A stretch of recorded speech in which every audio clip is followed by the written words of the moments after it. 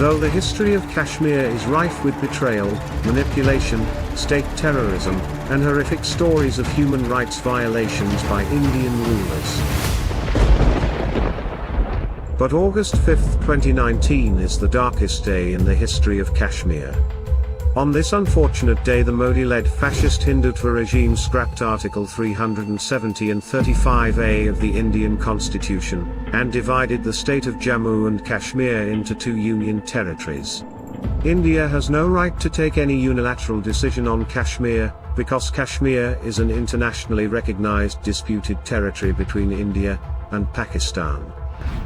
In United Nations, the state of India promised a free and impartial plebiscite in Jammu and Kashmir, but that promise proved to be a betrayal and time-gaining tactic. Indian leaders, following the policy of fraud and deceit of their predecessors, once again betrayed and robbed Kashmiris by scrapping constitutional guarantees of Indian illegally occupied Jammu and Kashmir. Kashmiris living on both sides of the line of control and the world do not accept this unilateral and unlawful act of Modi government and observe this day as Youm-e-Istehsal, the day of exploitation. India is a rogue state which shows no respect for the international bodies like UN, and in utter disregard of the aspirations of the people of Kashmir, it has tried to alter the status of the disputed territory unilaterally. The verdict of the Indian Supreme Court of upholding abrogation of Article 370 is testimony to the fact that Indian judiciary is also acting as a facilitator of the Hindutva regime. The Indian Supreme Court's endorsement of India's illegal and unilateral actions of 2019 neglects the disputed nature of the Jammu and Kashmir dispute. The Indian Supreme Court has absolutely no jurisdiction over Jammu and Kashmir, which is an internationally recognized disputed territory. Fearing a strong reaction by the people of Kashmir on this unconstitutional and undemocratic act, the Modi government deployed more troops in the Valley of Kashmir, which was already the most militarized zone of the world. Imposed curfew and all the means of communication, telephone, mobile phone, and internet were suspended. Since August 5, 2019, 8 million people are living in complete siege and no one is immune from the Indian brutalities.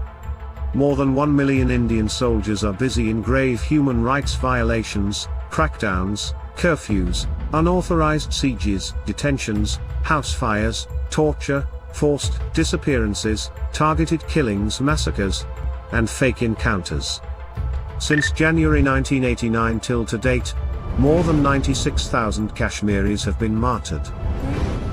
About 7,400 Kashmiris killed in custody. More than 171,600 civilian arrested. About 110,600 houses and shops have been arsoned and destroyed.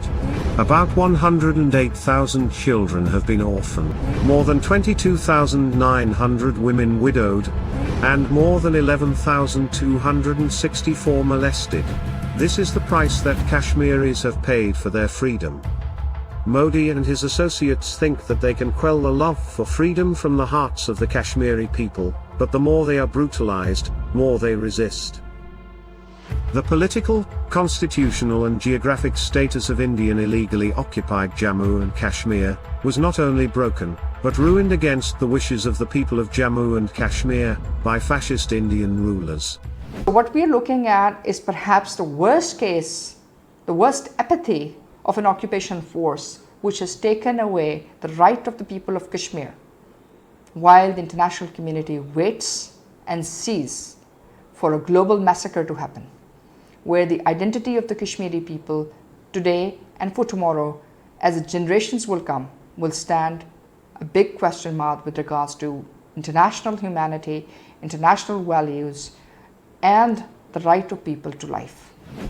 Now the international community has a moral obligation to condemn the escalating aggressive and inhumane actions of India in Kashmir, to safeguard and liberate the oppressed Kashmiris.